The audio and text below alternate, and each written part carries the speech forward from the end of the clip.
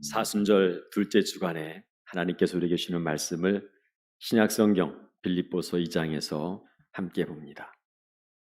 빌립보서 2장 5절부터 8절까지의 말씀을 제가 봉독해 드립니다. 너희 안에 이 마음을 품으라. 곧 그리스도 예수의 마음이니 그는 근본 하나님의 본체시나 하나님과 동등됨을 취할 것으로 여기지 아니하시고 오히려 자기를 비워 종의 형체를 가지사 사람들과 같이 되셨고 사람의 모양으로 나타나사 자기를 낮추시고 죽기까지 복종하셨으니 곧 십자가에 죽으심이라. 아멘. 하나님의 은혜가 우리 모두의 삶 가운데 풍성히 임하기를 주의 이름으로 간절히 축원합니다. 사순절입니다. 그래서 사순절 부활절을 앞두고 6번 주일이 있는데 이 주일을 뺀 40일 동안을 사순절이라고 합니다. 1순, 2순, 6순은 60, 7순은 70인데 사순은 40일입니다. 이 40일 동안 6번 주일 기간 동안 십자가를 어떻게 우리가 생각할까? 그래서 6가지 형태의 십자가의 의미를 생각해 보려고 했습니다.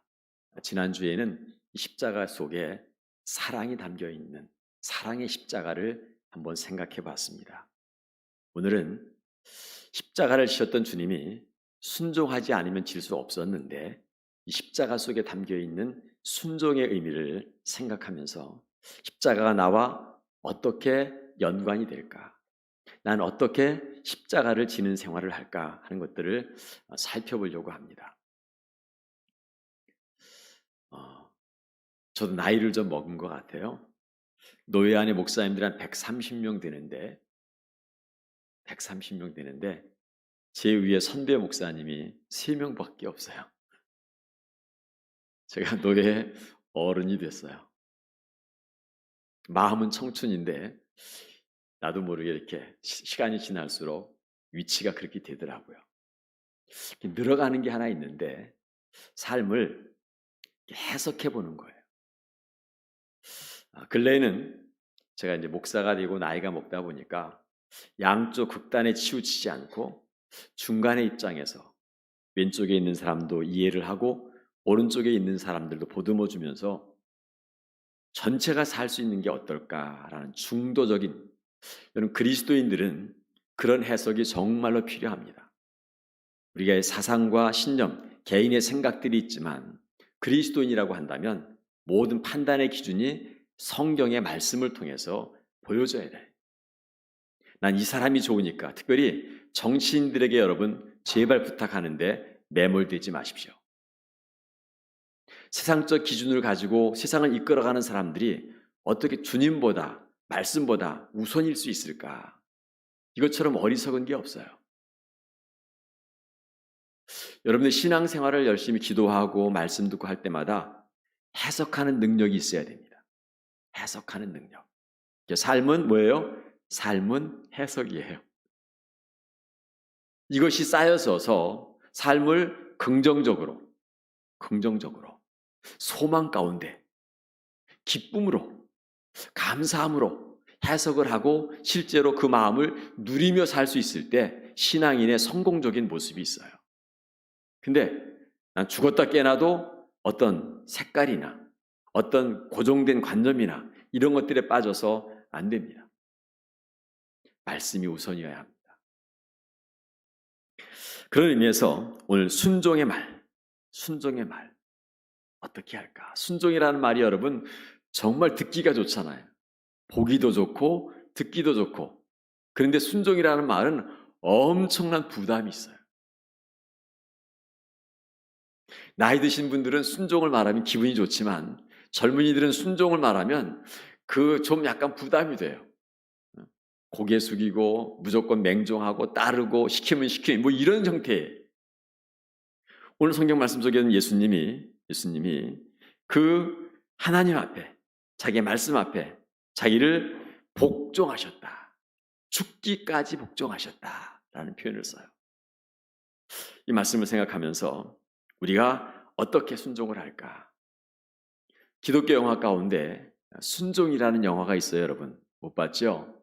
그 순종의 영화가 이 다큐멘터리 영화인데 선교사님들 두 부류의 선교사님들을 어떻게 사역하는가 하는 것들을 표현한 거예요. 한 분은 우간다의 딩디디 마을이라는 곳에서 생명을 대해 헌신하시는 그런 분이고, 또 한 분은 레바논 자홀레 마을의 난민촌에서 그들을 돕고 있는 분들이에요. 그 내용을 들어보면 참 마음이 짠해요.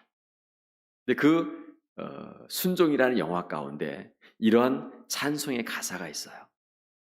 제가 적어왔는데, 빈손으로 왔습니다. 작은 사랑 가슴에 안고 순종하며 왔습니다. 가슴이 움직이는 대로 이곳에 왔습니다. 나를 버리고 내려놓을 때 내 안에 넘치는 사랑을 보았습니다. 작은 순종에 하늘 문을 열어주시는 그 사랑 앞에 눈물을 흘립니다. 나 이제 이곳에서 살아갑니다.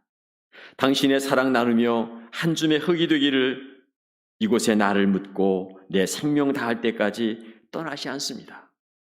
주님, 순종합니다.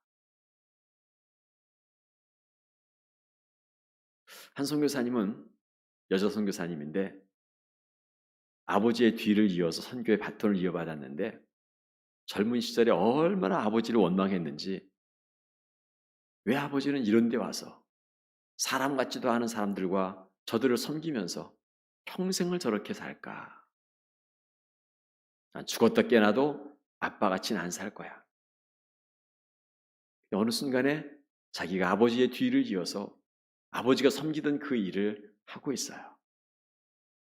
아버지의 마음속에 울려진 순종을 자기가 배웠고, 순종하는 마음으로, 인간적인 본능은 도저히 용납 안 되지만 순종하는 마음으로 그 자리에 섰습니다 라고 노래를 하고 있습니다. 순종은 내가 죽고 모두를 살리는 거예요. 한마디로 말하면 그 주님의 십자가는 주님이 죽음으로 우리가 사는. 네, 여러분, 순종이 얼마나 어려운지 아세요? 정말 어려워요. 우리 아이들이 부모를 볼 때 얼마나 부모에게 순종하기가 어려운가 하는 거죠. 자, 오늘 예수님의 말씀을 통해서 이 순종의 십자가를 한번 생각해보고, 또한 우리 한국교회 초대 첫 번째 선교사였던 이기풍 선교사님을 좀 생각해보면서 순종을 우리가 한번 생각해보려고 그래요. 예수님이 마태복음 16장 24절에 보면 이런 말씀을 하세요. 누구든지 나를 따라오려거든 자기를 부인하고 자기 십자가를 지고 나를 따라와야 된다. 예수님을 따라가려면 그냥 따라가면 안 돼요. 예수님이 주실 축복을 받으려고 큰 가방 메고 이렇게 벌리고 따라가는 게 아니라, 주님은 여러분들이 나를 따라오기를 원합니까? 그러면 십자가를 지고 나를 따라와야 됩니다. 십자가를 질 각오를 가지고 주님을 따라오라는 거예요. 여러분, 나를 부인한다는 게 뭘까? 우리 한동안 성경이 읽어지네 이런 책을 오랫동안 공부를 했어요. 그 이해실 사모님이 쓴 책이 한국교회에 아주 많은 큰 영향을 미쳤는데, 그 성경이 읽어지네를 쭉 읽다 보면 거기서 주관하는 그 하고 싶은 내용이 뭐냐면, 왕이 누구냐, 내 마음속에서 그 가정에서 그 사회에서 그 시대에 왕이 누구였냐 하는 거예요. 왕이 누구냐? 내 인생은 나의 것입니까? 내 인생의 주인은 나입니까? 내 삶의 왕은 누구입니까? 하나님이라는 거죠.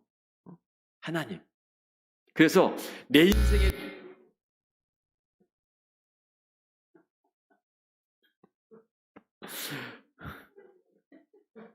여러분, 어느 날 갑자기 이런 일이 벌어져요.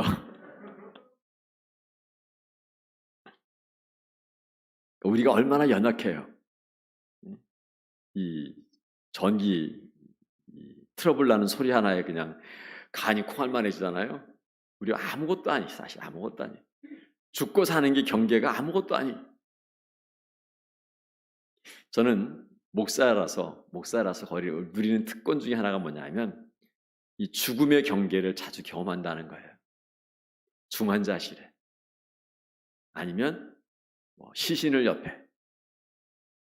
우리 정상순 권사님 아버님이 엊그제 돌아가셨는데 그런 장례식장에. 근데 여러분, 목사가 가지는 여러 가지 마음 가운데 이런 죽음을 대할 때마다 마음이 조금씩 커가는 것 같아요. 한 번 더 생각하고 죽음에 대한 말씀을 함께 나누고 그 말씀을 전하기 위해서 묵상하고 준비하고 이러면서 죽음을 얼마나 많이 생각하는지. 그러다 보니까 죽음의 경계가 먼 게 아니에요. 바로 내 마음 앞에 있어, 코끝에 있어요. 숨 한번 멈추면 죽음이에요. 그때 우리가 어떻게 하나님 앞에 설 것인가? 순종의 십자가를 진 사람에게 주어지는 축복이 있습니다. 자, 오늘 주님 뭐라고요? 자기를 부인하고 자기 십자가를 지고 나를 따라라. 예수님을 따랐던 사람들이 있어요. 크게 세 부류로 나누는데 한 부류의 사람들은 군중들이에요. 보여지는 것, 들려지는 것, 손에 쥐어지는 것, 이런 것들 때문에 인산인해를 이루고 예수님을 따랐어요. 주님은 그런 사람들에게 베풀어 주셨지만 그들과 하나님 나라를 세워가지 않으셨습니다. 주님이 가지고 계신 아주 척박한 놀라운 하나님 나라의 그 메시지가 너무도 감동돼서 그 시대의 서기관들과 바리새인들과 그 시대 지도자들도 예수님 많이 따랐지만 주님은 그들과 함께 하나님 나라를 세워가지 않으셨습니다. 주님은 십자가를 지고 따랐던 12명의 제자들과 함께 하나님의 나라를 세워가십니다. 자기를 부인하고 자기 십자가를 지고 배와 그물을 버려두고 예수를 쫓으니라. 세리들은 자기의 세리 그 사무실 다 버려두고 예수를 쫓으니라. 자기를 부인하고 예수를 쫓았던 그 12명의 제자들, 끝까지 목숨을 걸고 예수를 따르겠습니다 결단하고 다 버리고 따른 그 12명과 함께 하나님 나라를 세워가요. 우리 시대에도 주님은 그래서 자기를 부인하고 자기 십자가를 지고 나를 따라라. 예수님의 십자가는 순종이 전제되지 않으면 질 수 없는 것이었습니다. 하나님은 꼭 순종이 필요한 건 아니지만 순종을 원하세요. 순종을 하나님이 기뻐하세요. 그래서 오늘 7절은 자기를 비어 종의 형체를 가지사 사람들과 같이 되셨다. 여러분, 예수님이 하나님 나라 보좌에서 이 땅에 오신 것이 비유가 어떨까? 아까 순종이라는 그 다큐멘터리 영화를 이야기했는데 우리 한국의 선교사님들이 그 선교의 흐름이 이런 거예요. 옛날에는 선교사님들이 유럽에서 많이 왔잖아요. 우리나라에도. 미국에서 많이 왔잖아요. 그 다음에 한국의 선교사님들이에요. 근데 서구 유럽과 미국의 선교사님들은 너무 힘든 데는 안 가요. 안 가요.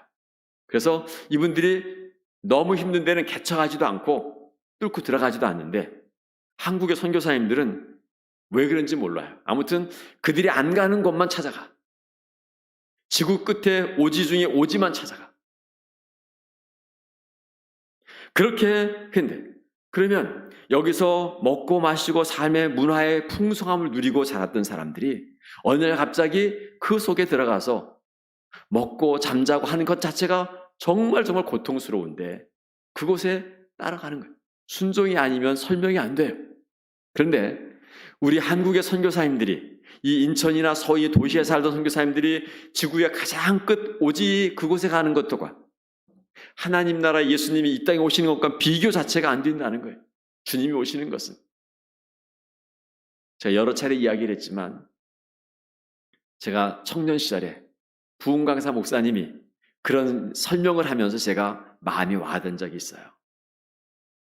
시골에는 여러분 화장실이 이렇게 땅을 파가지고 콘크리트로 이렇게 뚝을 만들어서 저장 탱크가 크고 그 위에다가 나무를 얼려놓고 집을 지어서 그리고 그렇게 모아진 그 오물들을 밭에다 주잖아요. 그 지게를 저도 많이 쳐봤어요. 근데 거기에 여름에면 구더기가 많아요. 쥐도 죽으면 빠져 죽기도 하고 온갖 오물들, 온갖 대변 다 해가지고 오물들이 많은데 그때 부흥 강사님이 뭐라고 설명했냐면 네가 사람이 구더기를 아무리 사랑한다고 해서 그들을 건져주고 싶다고 해서 그 속에 뛰어들어갈 수 있냐? 근데 우리 주님이 세상에 오셨다고 하는 것은 그것과도 설명이 안 된다. 하나님의 아들 예수님이 이 땅에 그렇게 오셨는데, 오신 것만으로도 감사한데 그분은 십자가를 지세요. 인간으로는 감당할 수 없는, 그래서 그것은 순종이 있었기에만 가능한데, 그 순종은 자기를 비웠다는 거. 오늘 예수님의 설명은 사도 바울이 예수님의 십자가와 그 십자가의 의미를 되새기면서 하는 말이 자기를 비우셨다. 내가 그래도 하나님의 아들인데, 내가 목사인데, 내가 그래도 이렇게 돈도 있는데, 내가 아파트도 있는데, 집도 있는데, 공부도 이만큼 했고, 내가 그래도 뭐 사회적인 지위도 있고, 이런데 이런 게 아니. 자기를 비웠다. 그리고 스스로 종의 형체를 가졌다. 종의 형체를 가졌어.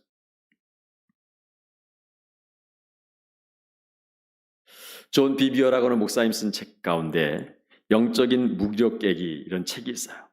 거기에는 순종을 뭐라고 하냐면 99.99%도 순종이 아니다.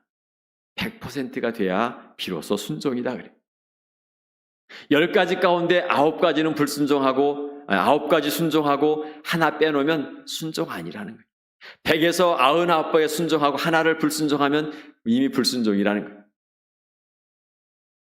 이 이야기를 들으면서 제가 마음이 막 쿵 하고 나요. 난 전혀 그렇지 못한데. 이렇게 순종을 요청해. 1907년은 한국교회의 어떤 획기적인 역사의 한 획을 그렸던, 그래서 1907년은 한국교회가 폭발적인 부흥을 이루었던, 성령의 기름 부으심을 초대교회 마가다락방에 부으셨던 그 성령의 기름 부으심을 우리 한국교회 장대현 교회에서 경험했던, 한국교회가 근본적으로 달라지는 그런 해였습니다. 한국교회가 특별히 겨울에 농한기 때 부흥을 했는데, 그때 1월 달에 장대현 교회 부흥을 하다가 그 성령의 폭발적인 경험을 해요. 그해 1907년에 6월 달에 한국교회 장로교 처음으로 7명의 목사님들이 탄생을 합니다. 7명의 목사님들. 첫 번째 한국교회가 신학교를 세우고 목사님을 배출한 사건이에요. 평양에서. 이 7명의 목사님들과 그때의 총회가 처음으로 우리가 선교사를 배출했는데, 우리 한국교회가 선교사님들의 희생을 통해 세워졌는데 우리도 선교를 시작하자. 그래서 7명 가운데 1명을 선발해서 선교사를 보내기로 결정을 해요. 얼마나 멋있는지 몰라요. 이런 자랑스러운 전통을 가지고 있는 한국교회가 얼마나 자랑스러운지 몰라요. 근데 우리는 해외라는 꿈을 못 꿨어요. 그런 네트워크가 없고 아무것도 없으니까. 그래서 한국교회 입장에 선교가 뭘까? 제주도. 그때는 사실 제주도가 언어도 다르고 생활 풍습도 다르고 정말 외국이에요. 그 외국에 제주도에 선교사를 파송하기로 하고 복음의 불모지였으니까 그 7명 목사님들 가운데 이급흉 목사님이 선발이 돼요. 한국교회 역사 속에 이급흉 목사님은 깡패였다고도 그러고, 근데 그분이 포졸이었다는 얘기도 해요. 그 시대에 기독교가 막 들어오기 시작할 때 그 시대의 지배층의 사람들이 어떻게 기독교를 방어할까? 유교를 강화해서 기독교를 물리치자. 유교를 키워주고 기독교를 밀어내는 그런 정책을 썼다고 그래요. 평양에도 평양 감사가 그런 정책을 써요. 그래서 참 핍박도 심했는데 그런 마음 때문에 이풍 그 목사님이 그 시대 마포 삼열 목사님이란 마펜 목사님의 돌멩이로 던져가지고 이 턱을 날려버렸어요. 그래서 아주 고생을 많이 하셨는데 나중에 이제 그게 빌미가 돼서 그 제주도가 너무너무 힘들어가지고 편지를 써요. 선교사님, 나 선교사 못하겠습니다. 제주도에 못하겠어요. 그래서 그 마페 선교사님 편지를 썼대요. 내 턱에 상처가 아직도 아물었는데 다 아무른 다음에 오시오. 그래가지고 선교사님 못 왔다는 일화가 있습니다. 그분이 처음에는 목포를 경유해서 목포에 가서 배를 타려고 그 사모님하고 내려가요. 여러분, 평양에서 목포까지 내려가는 거예요. 얼마나 힘들었겠어요. 근데 결국은 목포에까지 가셔서 가족들은 못 가고 먼저 선교사님만 가요. 몇 달 걸려서 제주도에 갔는데 제주도에서 얼마나 그때 제주도에 어떤 거냐면 당이 500개, 신이 500개 그런 식의 얼마 저도 섬 사람이라서 이 배, 바다와 밀접한 곳에 사는 사람들은 우상 섬기는 일이 삶 속의 일부가 됩니다. 배를 움직일 때마다, 아플 때마다 제가 이래봬도 무당을 데려다가 우리 집에 심부름할 때 무당 데려라고 늘 심부름한 게 저예요. 막둥아 이번에 올 때 그 무당집에 가서 우리 몇 월 며칠 날 굿좀 해달라고 이야기해라. 알았어요? 학교 갔다 오다가 대부도에 가서 그 뭐죠? 무당한테 뭐라고 불렀는지 몰라요. 아무튼 우리 집에 와서 굿해달라고. 제주도가 그랬는데 그곳에서 그 순종과 싸움이에요. 나 못하겠습니다. 너무 힘듭니다. 그런데 그 이익풍 선교사님의 희생을 통해서 제주도에 교회가 많아. 지금도 통합측 우리 교단의 교회가 많이 있는데 제주 성안교회 같은 경우에는 제주 제일 크죠. 그런 교회들이 다 마을마다 세워지는 그래 하는데 결국은 이제 그 이익풍 선교사님이 나중에 해방되기 전에 1942년쯤에 일본 사람들한테 고문을 받고 그 고문 후유증으로 돌아가세요. 사모님께서 이제 숭실학교, 그러면 그 간호학과처럼 이 산모다 아기를 받는 그 무슨 과가 있는데 그걸 졸업을 하셨는데 거기서 이제 선교하면서 그 사모님 역할이 엄청 컸지요. 그 사모님이 사실은 목사님이 이렇게 주저하실 때 가자고 그래서 가셨어요. 근데 그 사모님이 그 딸 권사님을 통해서 마지막 유언의 말씀이 있어요. 제가 또 적어봤는데 이렇게 이야기를 해요.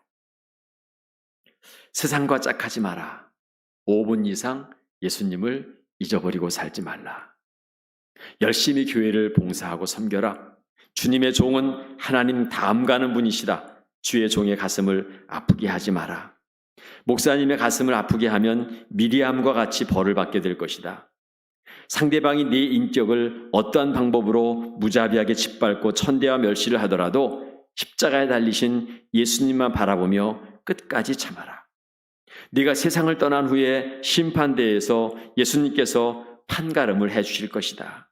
그러므로 날마다 참으며 네가 네 자신을 죽여라. 네가 죽어지지 않을 때 남을 미워하게 될 것이다. 남을 용서하지 못할 때 예수님도 너를 용서하지 않으실 것이다. 나를 제일 미워하는 사람을 용서할 수 있는 사람은 참 그리스도인이다. 신자의 무기는 감사와 인내와 사랑과 겸손이다. 감사는 축복을 열고 닫는 자물쇠이기 때문이다. 성령 충만하지 못하면 겸손할 수가 없다.